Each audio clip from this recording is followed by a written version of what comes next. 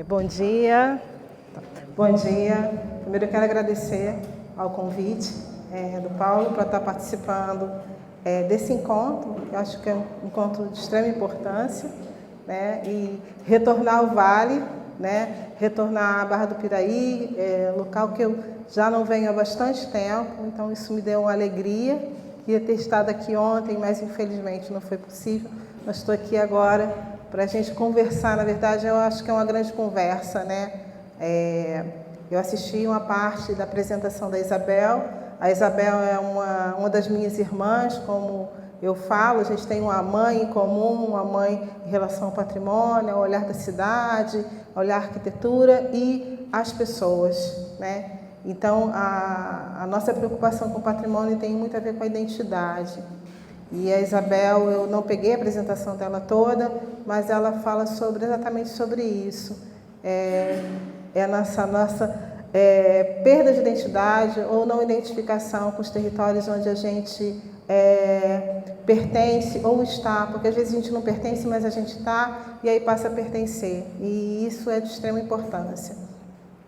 Eu vou trazer uma fala muito do patrimônio do Vale do Paraíba, não com a profundidade que a Isabel traz, mas que é para a gente refletir um pouco sobre esse patrimônio que a gente tem aqui, as narrativas que são impostas e as narrativas que não são impostas, são invisibilizadas e que a gente precisa ter atenção.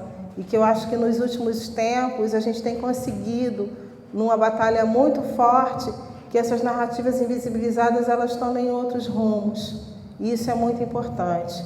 Na verdade, desde os anos 60, 70, com essa mudança, né, no estado do Rio de Janeiro, do patrimônio histórico, artístico, passar a ser patrimônio cultural já é um grande ganho.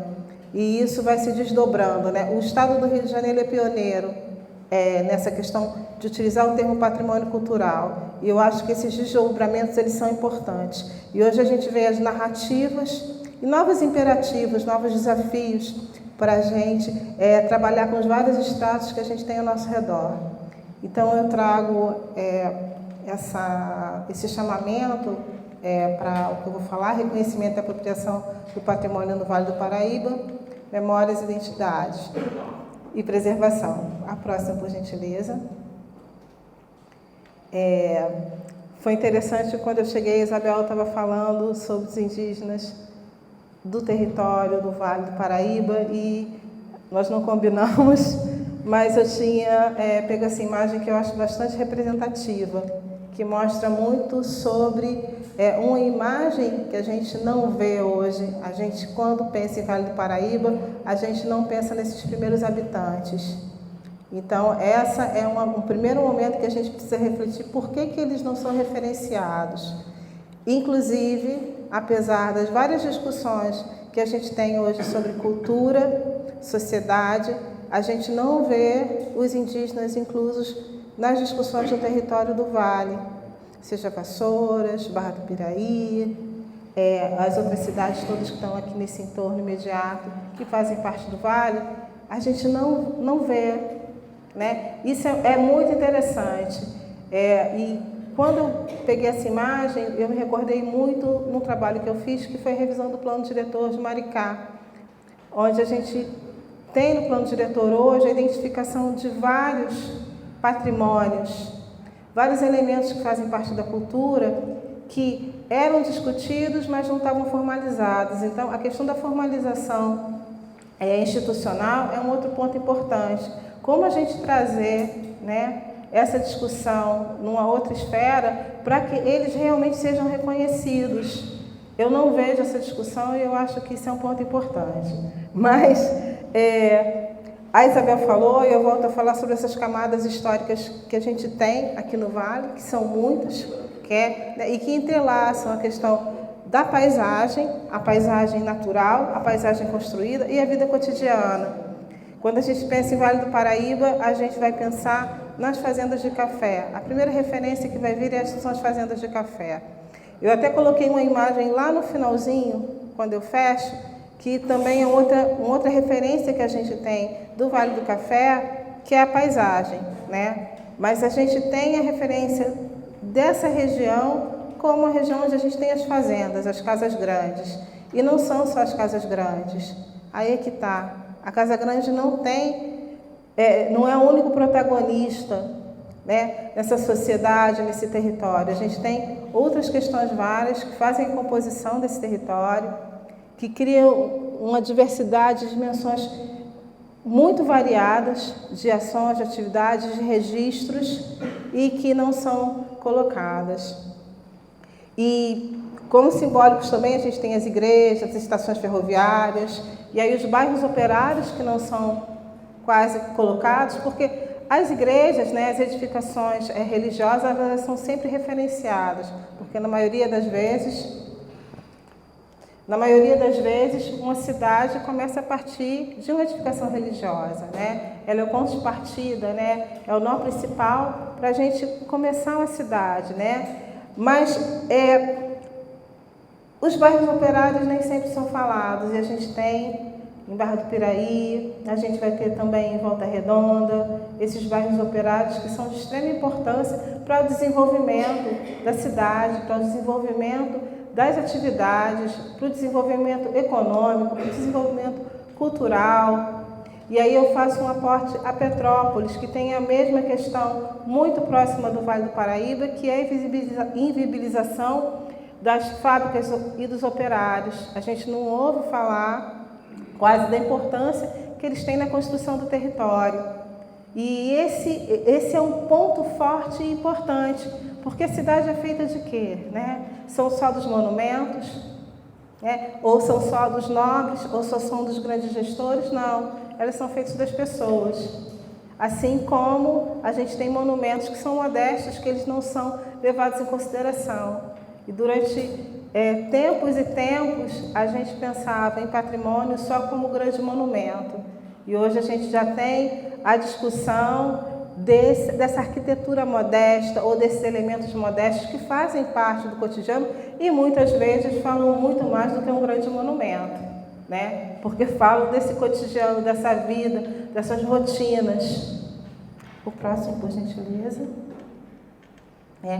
E aí a gente vem a discussão, né? E as perguntas: quem reconhece patrimônio? Como nos apropriamos dele? E o que escolhemos preservar ou esquecer em nossos territórios? Eu vou para a pergunta do meio: como nos apropriamos dele? Eu acho que a gente, nos últimos anos, a gente deu um salto grande em relação a isso. Eu acho que é muito importante as escutas que estão sendo feitas em relação às diversidades que a gente tem, de ações, de atividades, de histórias, de narrativas, que antes elas não eram escutadas. Isso tem sido refletido em vários momentos. Quando a gente hoje pensa em preservação do patrimônio, a gente não pensa só na instância técnica, conceitual e científica, a gente pensa na questão social, nessa memória social. E isso tem sido bastante importante, né? Porque são muitos os desafios da conservação do patrimônio, da restauração, da preservação do patrimônio. Mas essa questão da memória social, que tem a ver com apropriação, reconhecimento, identidade, ela ganhou sim uma nova possibilidade, né? E está sendo incorporada. Porque também quando a gente fala em patrimônio, a gente fala muito, estão demolindo prédio, não dão valor para isso, mas a gente tem ganhos ao longo dos últimos anos, não são só perdas. Então a gente tem que saber que ganhos são esses, que estratégias estão sendo trabalhadas para que a gente tenha esses ganhos e a gente avançar nesse sentido. Esse sentido tem muito a ver com conscientização, tem a ver com educação, tem a ver também com as novas possibilidades que a gente tem de comunicação, que hoje a comunicação é muito mais rápida e muito mais simples, então isso tem colaborado bastante. Então, nós temos avanços. A próxima, por gentileza. E aí o nosso município de Barra do Piraí, que tem essas camadas todas, e a Isabel fez um comentário aqui que eu achei interessante, que assim, as pessoas colocam Barra do Piraí como se fosse a cidade menos abastada, menos importante dentro do vale. Não existe isso, né? Cada cidade tem as suas características e tem as coisas boas e ruins, isso não tem como. Aí eu vou voltar a Maricá, o prefeito do Rio de Janeiro, há anos atrás, falando que Maricá era o que, né, desprestigiando uma cidade que tem um potencial imenso, em todos os sentidos, né? Humano, social, do patrimônio, da paisagem, com aquelas lagoas oceânicas, com os costões, os indígenas, um patrimônio também construído desde o século XVI pelos religiosos, pelos beneditinos. Então, cada cidade, ou como cada um de nós, né, temos características e questões que são próprias e são únicas. E Barra do Piraí tem isso. Agora, a gente precisa também de bons gestores. A gente precisa que a sociedade se movimente. Porque se a sociedade não se movimentar, nada vai acontecer. Nada vai acontecer. O próximo, por gentileza. Reconhecer o patrimônio exige ampliar o olhar, escutar os silêncios, mapear os afetos e incluir as paisagens cotidianas que também contam a história da cidade. Esse é um outro ponto super importante.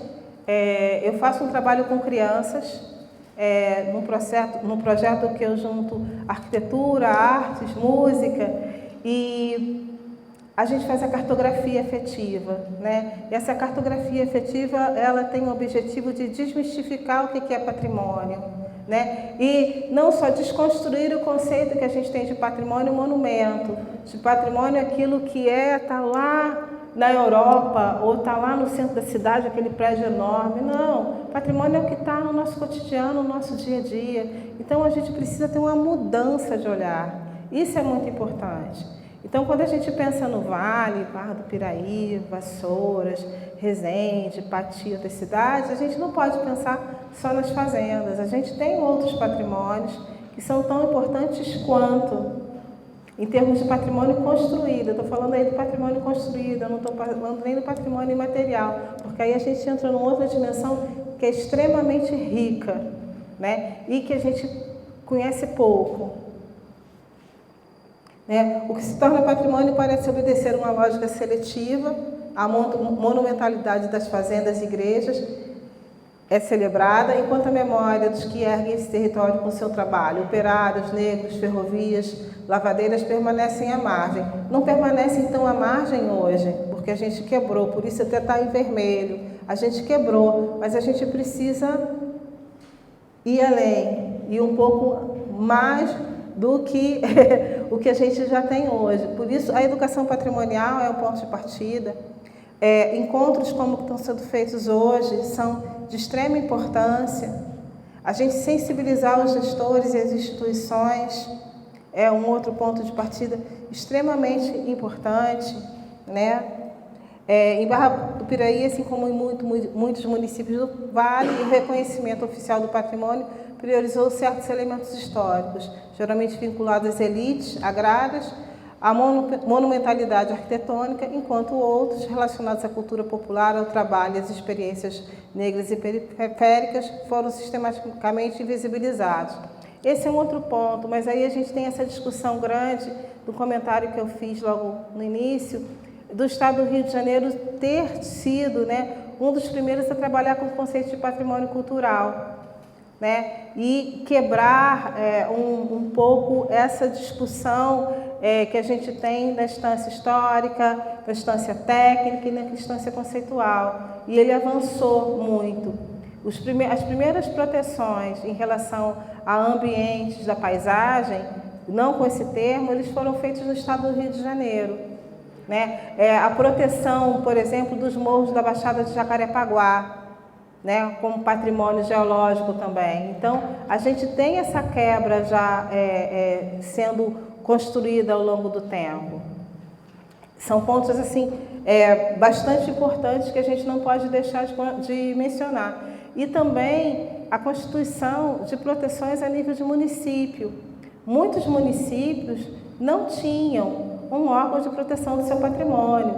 Então, tudo ficava na esfera federal, depois esfera estadual, e o município não tinha. Isso dificultou muito, na verdade, a proteção de patrimônios que foram perdidos. estando numa instância mais local, identificar esse patrimônio se torna, em princípio, mais simples. Mas é claro que não é tanto assim, porque a gente tem a gestão pública, a prefeitura, que muitas vezes ela não tem essa leitura. Então, ela precisa entender essa leitura, ela precisa ter técnicos que tenham essa visão. Isso é de extrema importância. Próximo, por favor. Eu fiz dois quadros, na verdade, que falam sobre patrimônio e caracterização desse patrimônio. O quadro em azul é o patrimônio visibilizado, que a gente, em princípio, né, é o que a gente vê como o patrimônio que está sendo contado, está sendo narrado. E em verde, esse patrimônio onde as narrativas são invisibilizadas. Então, é importante a gente ter essa visão para entrar nesses processos de discussão e reflexão para mudar esses paradigmas. Assim, a gente ainda precisa avançar muito nisso. A gente já avançou, mas precisa avançar mais. Então, eu fiz esses quadros só para a gente se situar em relação aqui ao Vale, né? No patrimônio visibilizado, as fazendas históricas do ciclo do café, elas são de extrema importância, mas também as fazendas, elas não se materializam por elas próprias, você tem um conjunto de discussões para essa construção, os escravizados que habitavam, os modos de produção. A gente tem, na maioria das fazendas, eu fiz o levantamento de 60 fazendas para o INEPAC, o Aníbal também, que está aqui, ele participou desse processo, entre 2007 e 2012, que nós trabalhamos, e na maioria das fazendas, quer dizer, a grande maioria, por exemplo, as senzalas foram demolidas. Amanhã vocês vão no São João da Prosperidade, foi uma das fazendas que eu levantei, a senzala foi praticamente toda demolida, a gente tem as ruínas, mas é uma perda muito significativa, né? Então, a gente precisa não só ressignificar, mas a gente precisa se apropriar desses elementos para falar da nossa história, para falar da nossa identidade, como a Isabel colocou. A gente precisa dessa identidade, né? Então, a gente precisa reconhecer esses elementos. As igrejas e capelas coloniais estão inseridas também nos roteiros oficiais. Os casarões dos centros históricos são outros elementos importantes. A gente anda por Barra do Piraí, anda pela cidade do Vale, a gente tem reconhecimento desses casarões ou desse casario. Eu gosto mais de chamar até casario, porque essa distinção que se faz muito entre a casa nobre e a casa modesta, né, colocando a casa nobre como se ela fosse. Não, a casa modesta ela conta muito mais a história do que, às vezes, uma casa nobre. Então, a gente tem esse casario que é muito representativo dessa fala histórica, dessa identidade, dessa construção de identidade desse território, do modo de viver também.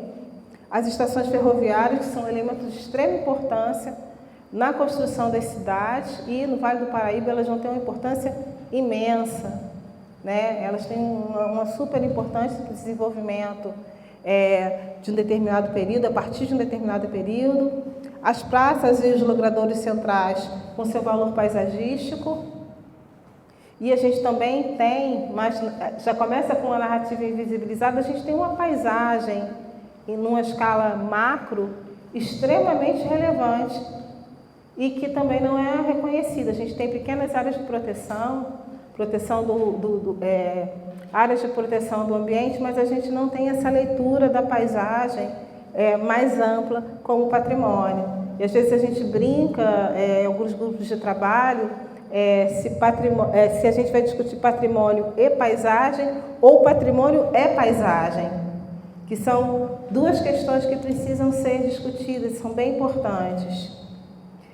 E o patrimônio que é invisibilizado, as narrativas invisibilizadas, as vilas operárias e bairros populares, habitações ligadas aos trabalhadores das ferrovias e às usinas de açúcar e outros tipos de fábrica, as memórias ferroviárias e trabalhadores rurais, histórias de vida e saberes técnicos cotidianos raramente documentados ou valorizados pelas instituições de memória, espaços de vivência negra e periférica, como terreiros, festas afro-brasileiras, locais de sociabilidade, eles muitas vezes apagados, cemitérios populares em tubas não monumentalizadas e ruas e edificações periféricas em situações de abandono. Além disso, eu vou incluir aqui os patrimônios que a Isabel falou, que são algumas pessoas da vivência dela na cidade, que não são só vivência dela, são vivência da população da cidade. Eu até anotei aqui o Dr. Catinga, que eu achei fantástico, a Isabel ficou emocionada, inclusive, ao falar dele, do José Francês. Então, a gente tem pessoas que são referências, que são próprio patrimônio, se transformam em patrimônio. A Isabel é um patrimônio, né? A Isabel, eu brinco porque há muitos anos atrás, numa vinda no Vale, não sei se foi em 2003, 2004, aí alguém na rua falando que ela era Diabo do Vale. E aí eu descobri, porque era uma igreja evangélica que queria fazer uma intervenção em Vassouras, na praça, numa edificação, e a Isabel impediu. Então ela começou a ser chamada Diaba do Vale, e a gente, num grupo de amigos, a gente brinca que a Isabel é a Diaba do Vale. É uma grande brincadeira, mas é porque são as visões distintas que as pessoas têm. Ela não está ali. Ela está ali preservando, inclusive, a identidade daquele cidadão e daquela instituição que quer se instalar numa edificação preservada no Centro Histórico de Vassouras, né? Sim, sim. A próxima, por gentileza. E aqui essas camadas históricas que têm a ver com esses tempos. A Isabel falou bem sobre isso, né? Que é a colonial mineradora, a escravista e cafeeira, a ferroviária industrial e a urbana e popular. Isso está dentro de uma linha do tempo que fala sobre também essa desconstrução dos conceitos da forma de viver, né? Em que essa monumentalidade vai se perdendo e a gente começa a entrar com a vivência de todos, né? Como espaço de todos, né? E é uma questão bastante séria, bastante complexa. Ao mesmo tempo, a gente escutou aqui a Isabel falar, eu estou toda hora falando na Isabel, não tem como não falar nela. Ela falou da MRV, né? MRV, né? MRS. Não, foi antes da pandemia, eles me chamaram para fazer um estudo para algumas estações aqui no Vale, e quando eles começaram a conversar, eu disse para um amigo que é meu sócio assim, olha, estamos fora, porque a forma como eles querem se apropriar desse patrimônio está equivocada, né? Porque era uma troca, né? Na verdade, era uma contrapartida cuidar dessas estações, era isso. Então, E aí ela estava falando da contrapartida que vai ter, que eles estão propondo da construção de pontes, não é isso? Onde você vai ter também, além das pontes, você vai ter os portões de fechada, permitido entrar ou sair, né? Limitando a circulação das pessoas na cidade. Então, a gente quer uma cidade democrática, quer uma cidade onde a gente possa transitar por todos os espaços. E não isso que muitos querem. Como no Rio de Janeiro, a gente tem uma situação em especial, que é um parque, que é o Jardim Jalá. Eu acho que é importante falar sobre isso, que está sendo feita uma concessão do município para a implementação de um centro comercial, que eles colocam como reabilitar aquele espaço. Primeiro que o espaço não está desabilitado, ele está habilitado lá, mas precisa de cuidado, manutenção e conservação, que a prefeitura não fez, né? E ele faz uma parceria público-privada, onde o privado tem todas as concessões possíveis, faz uma construção de 18 mil metros quadrados, com 130 vagas, numa área onde não há necessidade de colocar mais vagas, quer dizer, você está induzindo a ter mais fluxo de trânsito, né? E onde você tem uma infraestrutura de comércio que não precisa de nova estrutura, então não se justifica. Mas aí eu vou esquecer o projeto, porque não dá para avaliar o projeto, porque o parque é tombado, não é possível construir naquele parque. Então não tem nem que se analisar o projeto, porque não dá para ser feito ali. Então são coisas assim que a gente passa. Eu acho que tem sido agora uma prática comum as parcerias público-privadas, algumas são excelentes, e as concessões, mas eu acho que precisam ser refletidas e discutidas com a sociedade, para a sociedade dizer se ela quer ou não quer o que está sendo proposto.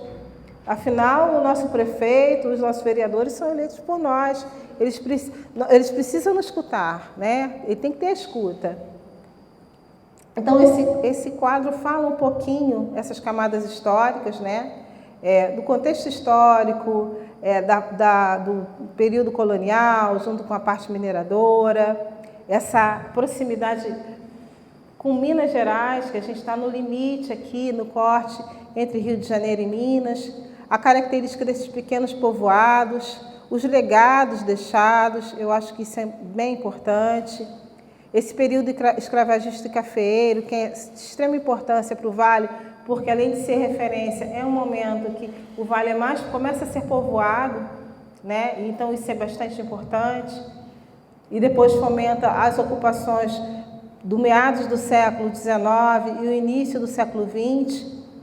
E o hoje que a gente está, né? O século XX, século XXI, essas transformações urbanas, o declínio da economia cafeeira, o que ele trouxe para o Vale. E aí a outra voz da Isabel e de outros colegas, né? Ainda bem que ficou pobre, porque aí muita coisa não foi mexida. Ouro Preto é o exemplo disso. Se Ouro Preto tivesse sofrido transformações ao longo se os moradores, o ciclo do ouro continuasse, Ouro Preto hoje não seria Ouro Preto, né? Ele seria uma outra cidade qualquer e a gente perderia esse grande patrimônio construído, que é o patrimônio de várias narrativas, assim como Paraty, que não são faladas, né? Não são faladas. Tinha um arquiteto mineiro de Ouro Preto, Alexandre Mascarenhas. O Alexandre faleceu há 2 anos atrás, mais ou menos, e o Alexandre estava trazendo essa discussão dessas narrativas invisibilizadas em Ouro Preto. E o Alexandre também começou uma pesquisa importantíssima, que era a relação entre a África e o Brasil e as técnicas construtivas e as formas de fazer. Infelizmente, o Alexandre virou estrela e essa pesquisa está paralisada lá na universidade, na Universidade Federal de Ouro Preto, e eu espero que alguém retome, porque ela é de extrema importância para a gente ter esses entendimentos, né? E poder valorizar o que precisa ser valorizado. A próxima, por gentileza. Então, nessas camadas sobrepostas, vemos o mundo das fazendas coloniais, imperiais, onde a Casa Grande era o centro do poder e a senzala o lugar do silenciamento. Esse é um ponto-chave não só para a região do Vale, mas para outras regiões do país como um todo, né? E o Sudeste, em especial, ele tem muito isso, uma preocupação enorme em ter registros e referências e identidade do período imperial, e o resto não importa, né? Isso é bem significativo. Na verdade, o período imperial e o início da República apagou um pouco o colonial. E hoje a gente continua com essa busca, né? Eu vejo muito ainda essa busca dessa referência do imperial. Em Petrópolis a gente tem essa discussão bem grande, né? Que Petrópolis é cidade imperial. Antes de ser imperial, antes do Império adentrar pela Serra, o que se tinha em Petrópolis, né? Ninguém fala dos indígenas, não falam dos quilombos que existiam em Petrópolis, ninguém comenta sobre isso. E ainda tem outro fator que é super importante em Petrópolis, que é a ditadura. A ditadura não é falada em Petrópolis, né? Ninguém quer falar da ditadura em Petrópolis. Então a gente tem narrativas invisibilizadas muito sérias, né? Elas são demonstradas de várias formas. Elas são demonstradas por falta de ação dos gestores públicos, mas os gestores públicos são nossos representantes também. Então, isso quer dizer que está na mente de muitas pessoas ainda, está nas propostas. Em 2022, a tragédia de 2022 é fruto dessa falta de sensibilidade, sim, porque os mais afetados foram as pessoas que tinham menos condições financeiras, que tem a ver com essas narrativas invisibilizadas. Eram pessoas que trabalhavam nas fábricas de Petrópolis, que durante o século XX construíram e desenvolveram a cidade, né? Porque a gente tinha um núcleo histórico, mas a gente tinha todas as barbas que foram colocadas de lado. Então, essa falta de cuidado, essa falta de olhar, essa falta de pertencimento do que realmente tem no território, ela faz com que a gente tenha tragédias como aconteceu a tragédia de 2022. Então, são questões muito sérias. E hoje Petrópolis tem, eu estava no grupo, eu fui um pouco afastada, porque eu junto com um arqueólogo, a gente veio tocando na questão dos quilombos de Petrópolis, né? E tem pessoas que não querem ver Petrópolis só como cidade imperial. E ela não é só cidade imperial, ela é muito mais do que isso. Então, a gente precisa agregar e não subtrair, né? E eu acho que muitos dos nossos colegas não entendem isso. Tem uma visão, talvez que não seja uma visão, uma visão muito seletista, talvez, né? Eu melhor resumo como seletista. Então, isso é muito ruim. Você pode passar a próxima, por favor? Aqui eu fiz um pequeno mosaico de algumas imagens do vale, são várias, da estação, das fazendas, algumas fazendas, do rio, né? O rio, porque o rio é o grande pai, digamos assim, o padrinho do vale, né? Porque é um rio de extrema importância, é um rio que trouxe as pessoas para a região, né? E o rio que precisa ser cuidado, é um grande patrimônio, na verdade é um patrimônio do Estado, mas no Vale do Paraíba a gente tem um trecho nesse Médio Paraíba que tem uma simbologia grande pelo desenvolvimento que aconteceu, desenvolvimento no período do café, quer dizer, no período da mineração, no período do café, e depois com a expansão da rede ferroviária, né, dessa linha férrea, que vai desenvolver essa área, e ela vai estar dialogando o tempo todo com esse rio, né? Esse rio é como se for uma diretriz nesse território, e ele é de extrema importância, né? A gente tem uma professora na UGB, Andréa Wade, que ela trabalha muito a questão do Rio Paraíba. Ela trabalha muito bem a discussão sobre isso e sobre as várias dimensões, porque a gente não pode trabalhar numa dimensão única. Por mais que a gente tenha trabalhos específicos no campo de trabalho, a gente tem as dimensões que dialogam, que elas são de extrema importância. Então, os trabalhos, hoje a gente, no século XXI, 2025, a gente não pode trabalhar mais sem uma visão multidisciplinar ou interdisciplinar, a gente não tem como. E elas são de extrema importância quando a gente trabalha com o território, quando a gente trabalha com identidade, com patrimônio, com história e com produção. Produção que gera economia. A próxima, por gentileza. E aí tem esse patrimônio super maravilhoso, né, que é esse patrimônio imaterial, as manifestações, que a gente hoje tem, né, as proteções desse patrimônio imaterial como registro, que é bem importante e significativo. E aí eu coloquei os que eu acho que são os que estão à frente, né, que é o jongo, né, que pertence a esse território. A gente, quando pensa numa manifestação cultural, a gente pensa no jongo, a folia de reis e também as procissões, que elas são de extrema importância. A próxima, por favor. Mais uma aí mostrando essa memória vivida do vale e o próprio jongo. Isso é muito importante. Aí a gente percebe que você está trabalhando com uma cultura que ela é compartilhada pelos que têm na essência ou na sua raiz, na sua matriz, essa manifestação, mas ela contamina todos. Então, a gente tem o jongo no vale como uma manifestação que é a própria memória cotidiana, a memória vivida do vale. A próxima. Eu elenquei algumas manifestações que eu acho que são importantes, que a gente tem no vale também, que são patrimônios importantes, que é a Folia de Reis, a Festa do Divino, a Festa dos Padroeiros e as novenas, que acontecem antes do Dia dos Santos. Eu acho que isso é muito importante. Eu faço algumas novenas, as procissões, romarias e as promessas, o samba de roda e os batuques, que são outras manifestações de extrema importância. E mais ou menos eu localizei e fiz algumas observações, eu acho que não tem necessidade de ler, mas é mais para registrar dessa importância. A próxima, por favor. Os saberes e modos de fazer tradicionais, que é outro ponto importante, que a gente vai descobrindo também. Quando a gente entra no território e começa a conhecer, a gente começa a descobrir, né, esses modos de fazer, esses saberes que a gente às vezes não conhecia. Então aí a gente pode dizer, estou reconhecendo esse território. Quando eu trabalhei aqui no Vale, eu dei aula na UGB e trabalhei nas fazendas durante 4, 5 anos. E era muito engraçado, porque eu não bebia cachaça. A minha avó era uma cachaceira, adorava uma cachaça.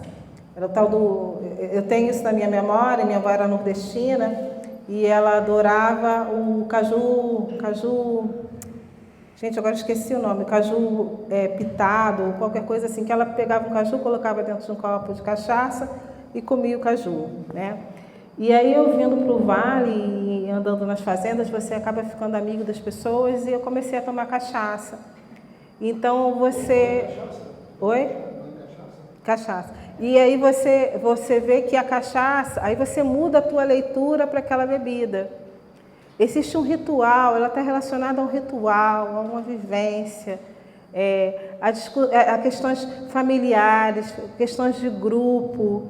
E isso é super importante. E aí eu comecei a tomar cachaça. Aí um dia, conversando com uma amiga minha, talvez alguns de vocês conheçam, que é a Dora Alcântara. A Dora deu aula a partir de 71 aqui no Vale, e a Dora, sempre que a gente viajava, eu não tomava cachaça. Aí eu comecei a tomar cachaça depois que eu vim para o Vale, e aí ela disse assim, agora você entendeu. E é esse entendimento que a gente vai aos poucos trazendo para si, que tem a ver com pertencimento e tem a ver com identidade. Eu também não tomava café. Eu não tomava café até 2010. E minha família só tem... todos tomam muito café. E aí eu vi o café como um ritual, né? E aí com uma amiga portuguesa, que eu ia sempre para a casa dela, as manhãs dela, todos os dias de manhã, ela tinha um ritual de meia hora para preparar o café. Mas o café é a bebida, que é o moer, é o esperar, é o sentar, o contemplar. Então, nós perdemos muito disso, né? Que tinham a ver com o cotidiano dos nossos ancestrais próximos, né? Ancestrais próximos nós perdemos, e na verdade a gente precisa fazer esses resgates. Eles são, assim, muito importantes. Então, aqui fala um pouco sobre saberes e modos de fazer tradicionais, as técnicas de construção em tapa, adobo e pau a pique, que é um outro ponto. Quando a gente está na faculdade de arquitetura, eu estudei nos anos 90, então, quando se falava um pouco em construção em terra, as pessoas olhavam assim com um ar meio feio. Mas meu pai foi criado em fazenda, né? Então eu sempre gostei disso. Aí eu falava de um outro jeito, meus colegas não gostavam, diziam que era coisa de pobre e que dava o bicho barbeiro e que tal. E assim, eu chegava com meu pai e falava assim, pai, eu disse, não é assim, é isso, é falta de conhecimento. Né? E essa falta de conhecimento ao longo dos tempos fez com que a gente perdesse as técnicas construtivas. Aproveito aqui para falar e fazer uma homenagem.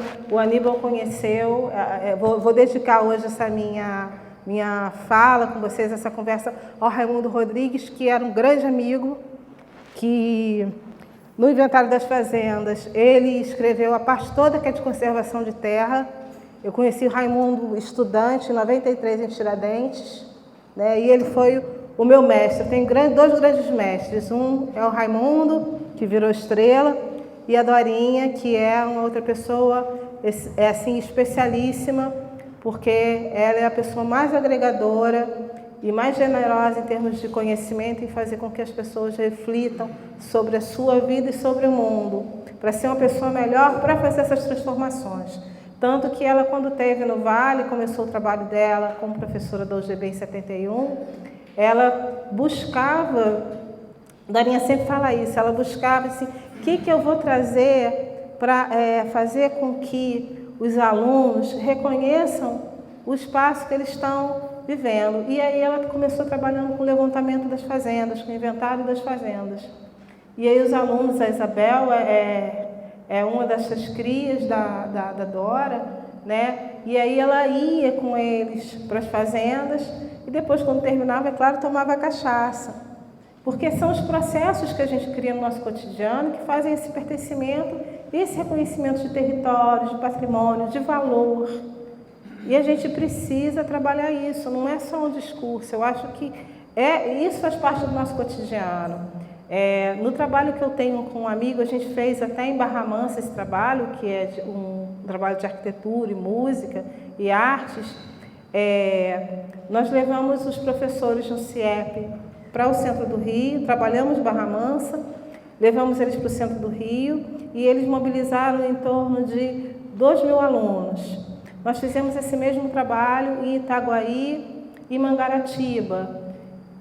Em Mangaratiba e Itaguaí foram com crianças até 10, 11 anos.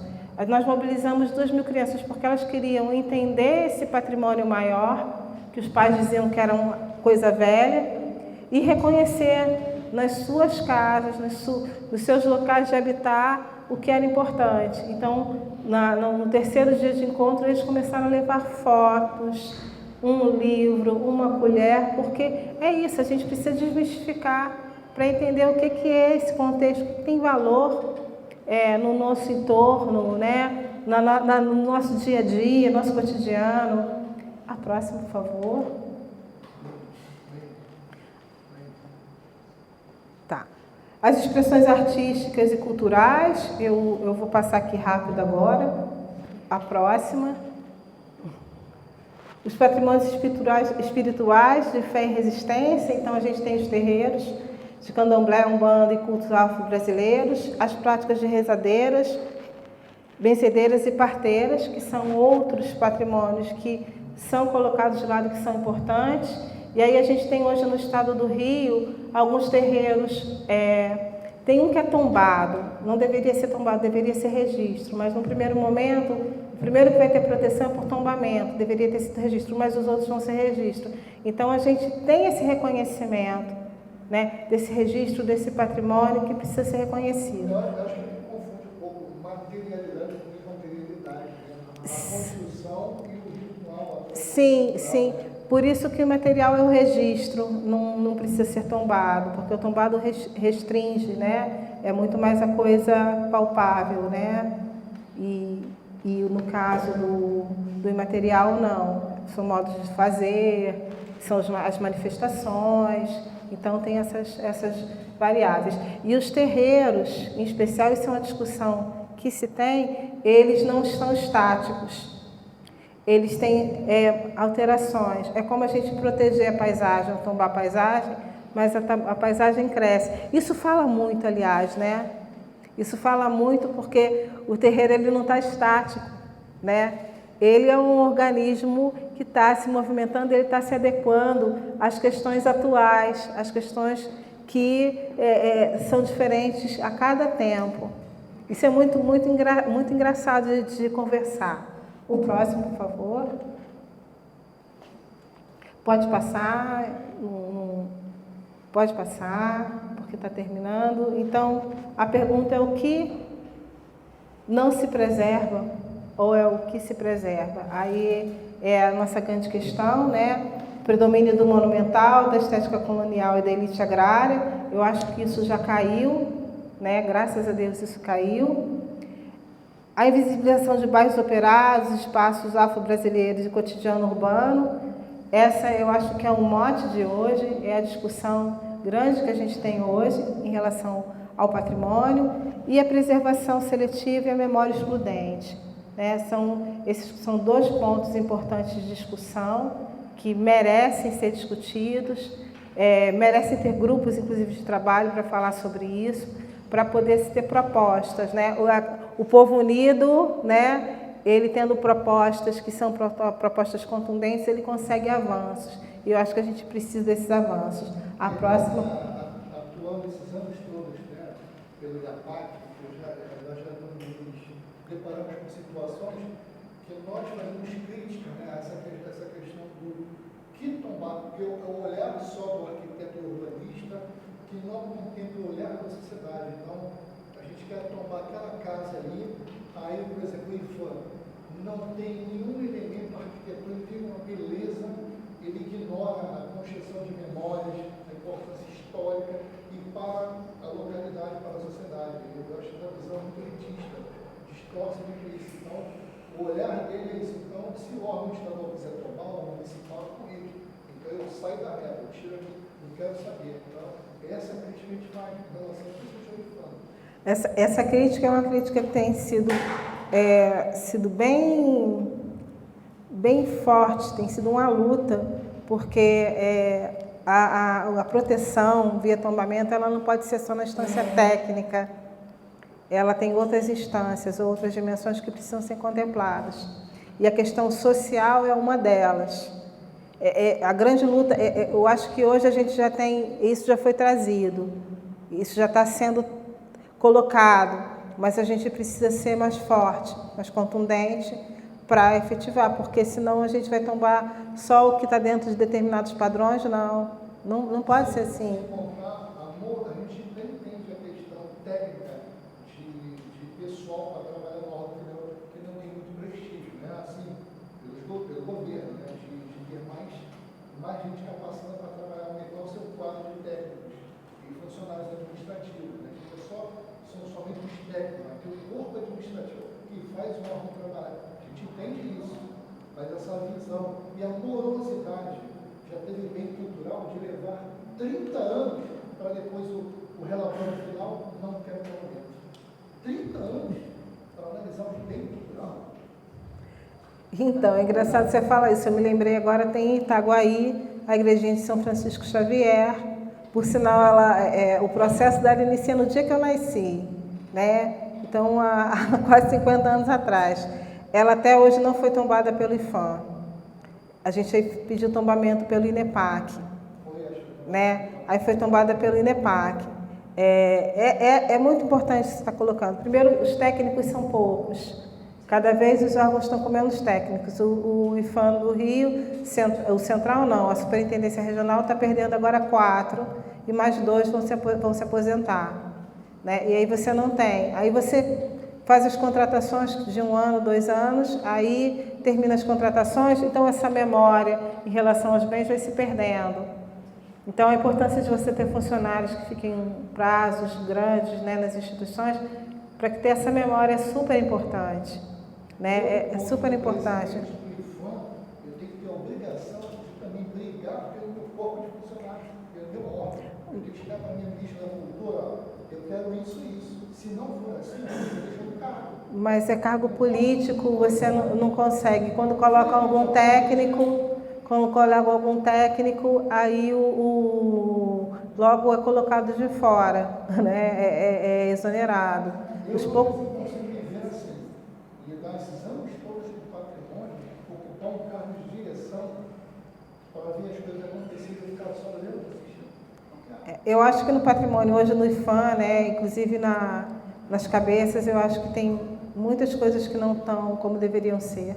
Né? Eu esperava até que o governo Lula a gente tivesse o IFAM trazido por um outro viés, não aconteceu isso.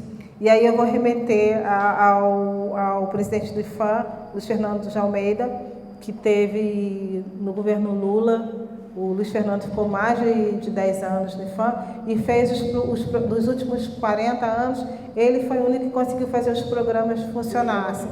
Isso.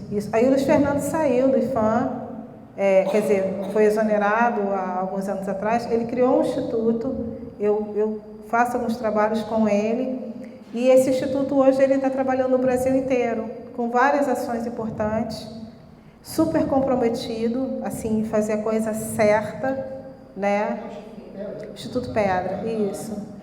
E estão fazendo trabalhos incríveis, sabe? Você podia repetir Instituto? Pedra, Instituto Pedra.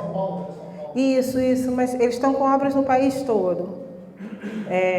Tem em São Luís, tem em Belém, Minas Gerais criaram uma escola de artes e ofícios em Mariana, que é uma parceria com a Prefeitura, o Instituto Vale, como deve muito, o Instituto Vale está lá aportando recurso, que a escola foi inaugurada em 2019.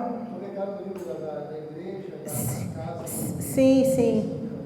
Isso. Então, tem que querer fazer e ter uma discussão que você consiga parceiros, né, amigos que você avance. Hoje eu acho que a grande forma da gente avançar em algumas ações é se desvincular das instituições e criar grupos de trabalho e avançar. Eu acho que os coletivos, né, é a forma que a gente tem de avançar hoje.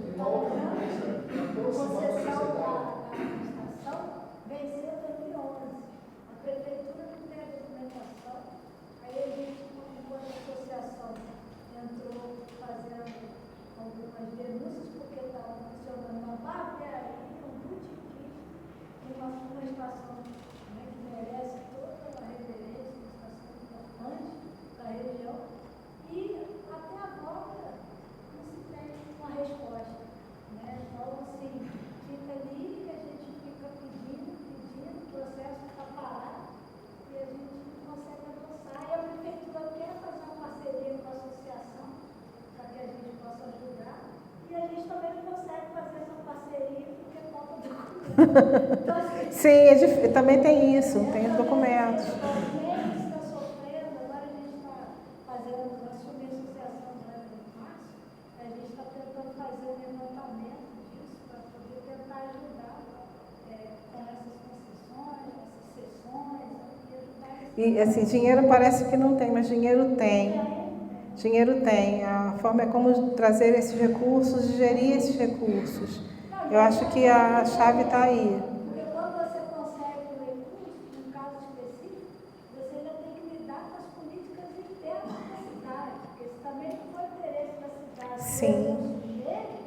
você precisa, às vezes, trabalhar essa política interna para conseguir preservar e trazer essa memória da qual você está mencionando. Então, é muito complicado trabalhar realmente. Sim. Você está falando de identidade, a minha tataravó veio de Angola para o Brasil, né, em Brejo Grande, na Bahia, e da Bahia ela veio para o Rio de Janeiro, do Rio de Janeiro para Valença.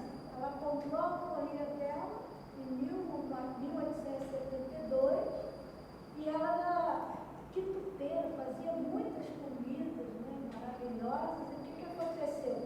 Ela acabou se tornando uma quituteira da cidade.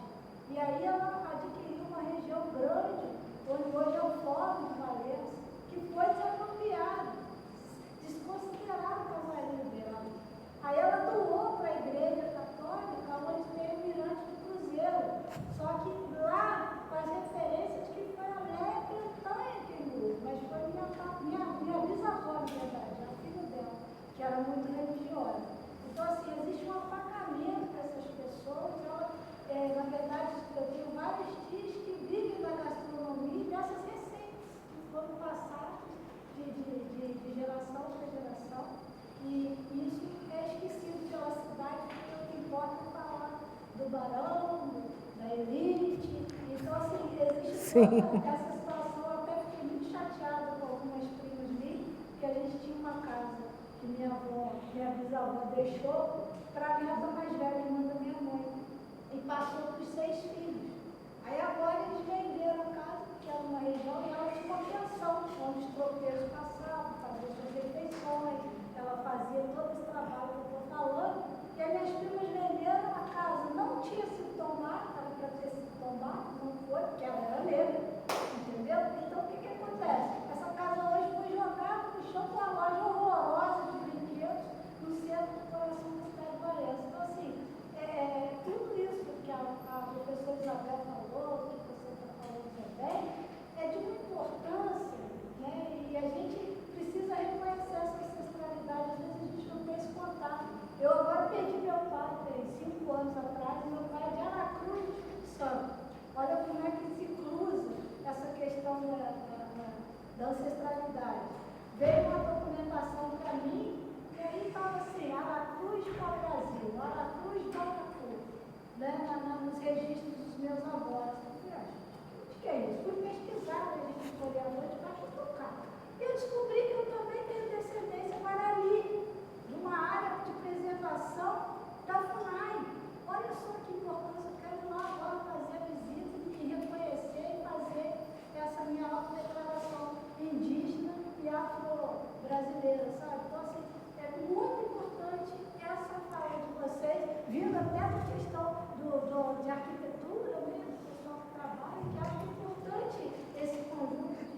Tem a questão que às vezes parece que as coisas são tão comuns que elas não têm valor, porque elas estão tão ali e a gente não dá valor. Então a gente precisa mudar esse olhar.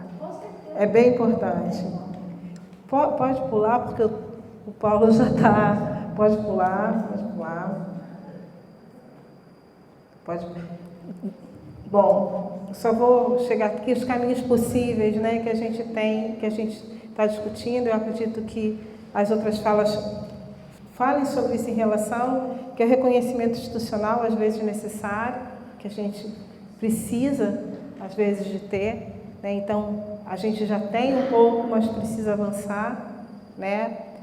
Os inventários e documentação do Vale, que são super importantes, o inventário feito pela UGB, pela Dora, que a Isabel também trabalhou, feito nos anos 70, o inventário feito agora de 2007 a 2012, mais ou menos, é um outro documento importante. Ele é inventário das fazendas, mas ele não fala só sobre as fazendas.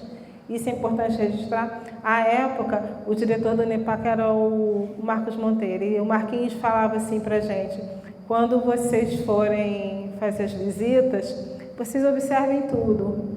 E a gente observava tudo e fazia as anotações, os registros, porque tem alguns elementos que no primeiro momento eles podem não ser importantes, eles podem estar registrados formalmente, mas eles no momento seguinte eles podem ser importantes para uma narrativa que precisa ser trazida. Então a gente tinha esse olhar nos inventários. Mas eu acho que o mais significativo, depois do inventário que foi feito nos anos 70 com os alunos da UGB, são os caminhos singulares, que na verdade pegam outras áreas do Estado que não são só o Vale, para a gente ter entendimento desses ciclos econômicos, esses ciclos econômicos que dão desenvolvimento aos territórios ou às regiões do Estado. Eu acho caminhos singulares fantástico, excelente. A próxima, desculpa. Volta. Desculpa. A questão da educação e cultura, a gente não pode avançar, uma sociedade não pode avançar sem educação e cultura. Então, a gente precisa dar mais valor ao ensino, especialmente ao ensino de base, né? Para tudo e qualquer coisa, a gente tem um problema muito sério com o ensino de base, né? As crianças, elas precisam ter mais atenção, o ensino precisa ser mais efetivo, para ter esses aportes depois no futuro. Se a gente tem um ensino de base, a gente às vezes não precisa. Hoje se fala, tem que ter graduação, pós-graduação, doutorado. Não adianta nada se a gente não tem uma população com ensino de base forte, né, significativo. E aí entra a questão do patrimônio, da cultura, da identidade, e o que a Isabel falou aqui em relação ao que a gente aprende eu aprendi, né, na escola, que o descobrimento do Brasil, que o Brasil não era nada antes de 1500, que os índios eram preguiçosos. Por sorte eu tinha minha mãe que falava assim, não é nada disso. Mas assim, é o que a gente aprende na escola, né? Hoje mudou um pouco, mas durante até 20 anos atrás era isso, esse era o discurso. E a gente precisa mudar isso. Eu escutei isso em um colégio particular. Colégio público, particular, é isso. É isso. Sobre isso hoje. Né? É o restauro e reabilitação outro ponto de partida. E às vezes a gente precisa, sim, fazer o restauro e reabilitação de algo que seja monumental para a gente mexer no todo. Aí eu vou falar sobre um exemplo que a gente tem, que é a Praça Tiradentes, no Rio, que começou com um elemento de maior representatividade, entre aspas, e expandiu para o patrimônio que era mais modesto no entorno. E isso fez, inclusive, que as pessoas fossem para a rua e retornasse as ações originais da Praça Tiradentes, que é a antiga Praça do Rocio da cidade, onde aconteciam muitas manifestações. Então, as estratégias podem ser várias e, às vezes, elas precisam começar por um ponto maior. Aqui no Vale, por exemplo, as fazendas, a partir das fazendas, trazendo todas as outras discussões. E a mobilização social. Se a gente não tem mobilização social, o povo, as comunidades, elas não têm voz. Agora você pode passar. Eu fiz um detalhamento de cada um desses, mas eu acho que eu já falei bastante, o Paulo tá, mas eu venho falando sobre como cada um trabalha, né? Cada um desses caminhos possíveis podem ser feitos em relação à parte institucional de tombamentos, essa parte mais formal, o patrimônio imaterial, que eu acho que é um ganho que a gente tem, importante. Uma próxima, por gentileza. Os inventários de documentação sistemática, que são importantes, os levantamentos das instituições. Aí eu vou fazer duas falas importantes. Eu dou aula e eu dou aula de projeto de reabilitação, eu vou para os alunos, eu não fico em sala de aula. É um dia em sala de aula, um dia a gente vai para o território. No caso, esse período eu estou trabalhando numa grande fábrica que tem em Petrópolis. Eles estão fazendo o levantamento e a gente está conversando com a comunidade local para ter um entendimento daquele espaço e com o coletivo que tem propostas para potencializar essa antiga fábrica. Então, essa discussão, trazer a universidade e trazer os vários cursos diferentes para fazerem a discussão, para fazerem entendimento desse território, é super importante. Eu estou trabalhando com arquitetura, mas eu já consegui alunos da história, consegui da outra universidade alunos de engenharia, e assim você vai fazendo essa ampliação desse olhar, dessa modificação de olhar. O próximo, por favor. A educação patrimonial, que pode ser a base de tudo, especialmente na escola pública, né? Vindo do público, do oficial, eu acho que isso tem um potencial maior, pode ser maior. A valorização dos eventos culturais locais, esse é um ponto bem interessante. A gente vê muitos eventos no Vale que tem a ver com café, mas a gente já vê o jongo há bastante tempo sendo trazido. O jongo está na rua, é isso, tem que estar na pista, e tem que estar à mostra. Isso é bem importante. O próximo, por favor. E eu sinto falta de uma coisa aqui no Vale, eu sempre discuti isso com um amigo que mora em Vassouras, são as rotas, a gente definir rotas, né? A gente tem os caminhos singulares que é junto, a gente precisa definir rotas. Quando a gente vai para Portugal, tem a rota do Românico, tem a rota disso, rota daquilo, todo mundo quer ir para lá, por que a gente não tem aqui? Né? Isso é bem importante. Os restauros e as reabilitações, algumas fazendas no Vale foram reabilitadas nos últimos tempos. Tem um outro ponto que a Isabel falou, essas fazendas, muitas delas ainda, por sorte, têm seus proprietários originais, as famílias originais. Isso traz uma outra verve, traz um outro peso que é importante, mas tem os novos habitantes que foram comprados. Alguns conseguiram manter as características das fazendas, mas outros também modificaram completamente. Eu vi isso durante os levantamentos. Eu vi, inclusive, restauros equivocadíssimos em algumas fazendas. Isso me dava um apêndice, assim, olha, a gente faz um croquis de graça, se dá para fazer direito.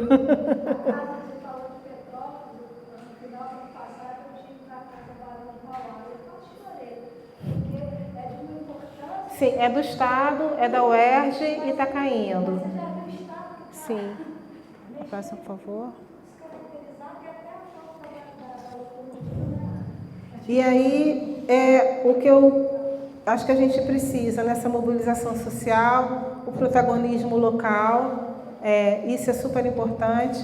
Não precisa vir de cima, pode vir do meio do caminho e levar as nossas propostas. Eu acho que é um ponto importante. Então, o fortalecimento dos grupos locais de proteção ao patrimônio, como associação de moradores, grupos de jovens e coletivos culturais, resistência, descaracterização e especulação urbana em áreas tombadas em entornos históricos, produção de narrativas alternativas, valorização da história dos trabalhadores, da população negra e dos moradores antigos, muitas vezes por meio de projetos comunitários e mídias locais. Isso é super importante. Hoje a mídia está dominando e aí é a forma da gente estar conscientizando e mostrando, olha, aqui tem cultura, aqui tem valor, aqui tem identidade. O próximo, por favor. Preservar é escutar. O patrimônio é tão vivo quanto as vozes que o reivindicam. Eu acho que esse é o princípio que a gente precisa levar para avançar. E o Vale sempre vai ser território de disputa e permanência, não tem como, né? Mas a gente precisa ter com que esse patrimônio seja mais justo e essa pluralidade ela seja reconhecida. Cada cidade carrega memórias esquecidas e outras pulsantes no presente.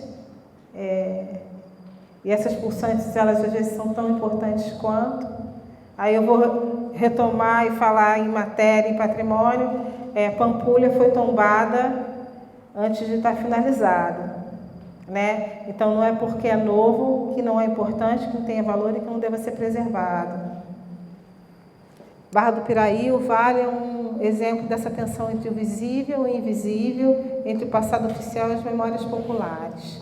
Eu acho que é muito isso, a fala de Isabel mostrou esses registros todos, por gentileza.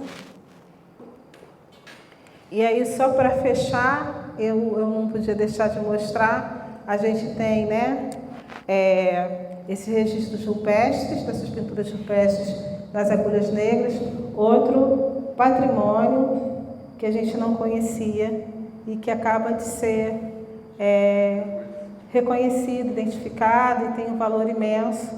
Tá aí, então nunca é tarde, né, para a gente reconhecer, encontrar, identificar e ressignificar o patrimônio, o que tenha valor, ou a nossa cultura, ou nós mesmos, né? Eu acho que esse é o princípio de falar em patrimônio, em preservação e identidade. A próxima, por gentileza. E aí, é uma foto do Vale.